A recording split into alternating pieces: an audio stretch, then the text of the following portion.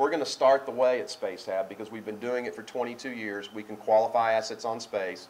We are the early movers on that, and so we're positioned to do that. We have all the personnel in place to do so. So we're going to continue to do that, but I'm going to want every rocket that I can possibly send up there. And this is kind of where I come out on that. First of all, you can make money. The value in these things are really valuable. You're talking about Lou Gehrig's disease, you're talking about multiple sclerosis, fibromyalgia, it goes on and on and on. And they're the more complex proteins that you have to go up there and grow in space. The ones that you can do on Earth, which you can do with that cloudy crystal, those are really the ones that kind of more or less compete with things like antibiotics that you can make for $1 a pill.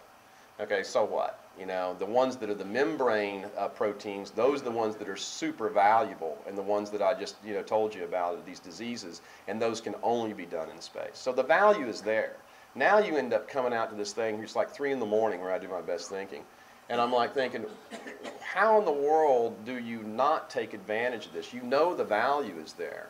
You know that the rack space is available. You know that the electricity is available. You can even get astronaut time. The only thing that we have as a problem is the upmass, is the shuttle is going to stop in 2010. That's not good. And the Russians they're busy. We just bought $719 million worth of Russian progress in Soyuz launches. They're busy. If I went into the Russians tomorrow and said, I want to go buy a rocket, they would say, I'm sorry, get at the end of the line. NASA has our entire assembly line completely, captivated for, the next 2 years. So maybe 3 years. So you need upmass capability, and I can use every bit of that because remember the higher order here. We're about to go out there and save lives with this stuff. It may take a few years, and actually FDA is our biggest impediment after this. But you got to start somewhere, and the value to the drug companies is they don't have very many patents anymore. Everybody's seen the stock charts. They're all going down because their patents are running off. They need something new to do.